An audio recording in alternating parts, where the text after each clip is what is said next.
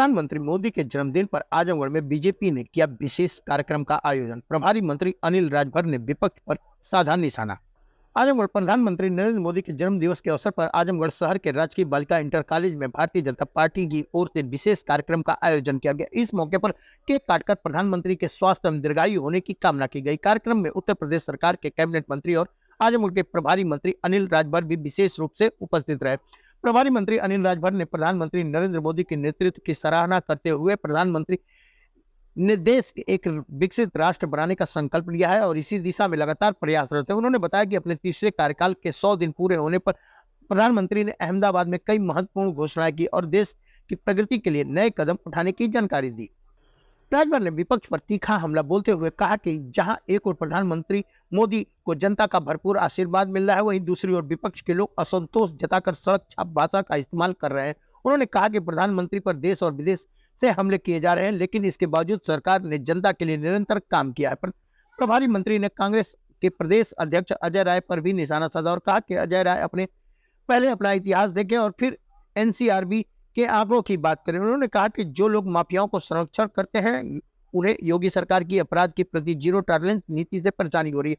कार्यक्रम के अंत में अनिल राजभर ने कांग्रेस और समाजवादी के गठबंधन पर सवाल खड़े किए, खासकर उत्तर प्रदेश की महिलाओं के खिलाफ बढ़ती अपराधों को लेकर सपा नेताओं की संलिप्तता का मुद्दा उठाया। उन्होंने पूछा कि क्या कांग्रेस अब सपा से गठबंधन तोड़ेगी।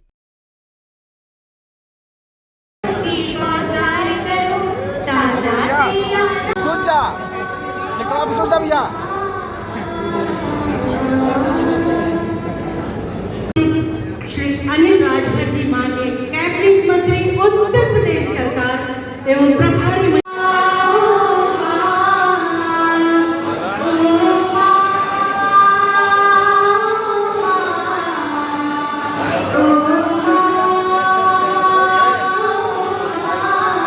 गहराइयों से अभिनंदन करते हैं, वंदन करते हैं और स्वागत करते हैं। और अब हम राष्ट्रीय बालिका इंटर कॉलेज आजमगढ़ के छात्राओं से अनुरोध करेंगे कि मां शारदा की वंदना है, कृपया वंदना। ओजस्वी है, तेजस्वी है, यशस्वी है, विश्व स्तर पे कीर्तिमान स्थापित किया है। एक बार जोरदार तालियां हो जाए।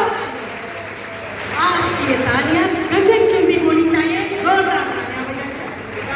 और अतिथि देवो भव की परंपरा का निरूपण करते हुए हम पुनः बुला रहे हैं, आमंत्रण कर रहे हैं केजीपीवी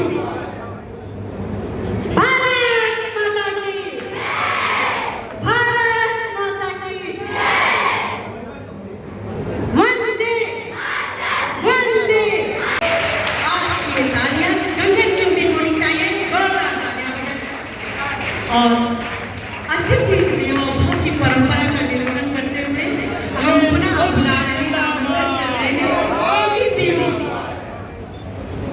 भारत माता की, भारत माता की, वंदे वंदे वंदे भारत केजीपीवी श्री जयराम और हमारे पूर्व जिलाध्यक्ष भूषण जी। योगी सरकार तो घेर रही है कि अपराध में नंबर 1 है पूरे देश में। उनको कुछ पता नहीं है। और आज जो कांग्रेस के प्रदेश अध्यक्ष हैं, बनारस हमारे यहाँ के रहने वाले हैं, ज़रा उनके इतिहास को ज़रा पता लगाइए। और वो एनसीआरबी के डाटा की बात कर रहे हैं। आज ये देखिए कि भाजपा की सरकार में किसी प्रकार का कोई प्रतिबंध नहीं है और पूरी तरीके से पुलिस को स्वतंत्रता है और इस बात को सख्ती के साथ निर्देशित किया जाता है कि कोई पीड़ित जाए तो पहले मुकदमा लिखिए, उसको राहत दीजिए। और पुरानी सरकारों में क्या था कि मुकदमा किसी भी सूरत में न लिखा जाए ताकि हमारे आंकड़े न खराब हों। और उसके बाद आप सब लोग जागरूक लोग हैं, मेरा अनुरोध है कि एनसीआरबी का आंकड़ा हम सबके मोबाइल में भी है, हमें उसको देखना चाहिए। और कांग्रेस पार्टी जो ये झूठा प्रचार प्रसार करने में उसको जो महारत हासिल है, उसको जवाब देना चाहिए, उसको आईना दिखाना चाहिए। घेरे में है, आपके साथ तो ये कोई घेरे में नहीं है। देखिए, वो लोग तो परेशान होंगे, याद देख के एनकाउंटर कर रहे हैं आप। नहीं, जो वो लोग तो परेशान होंगे, जो लोग माफिया गुंडा पैदा करते हैं, उनको पालते हैं, उनको पोसते हैं, उनका संरक्षण करते हैं, तो ऐसे गुंडा माफिया के खिलाफ जब सरकार कार्रवाई करेगी तो पेट में दर्द होना तो स्वाभाविक है।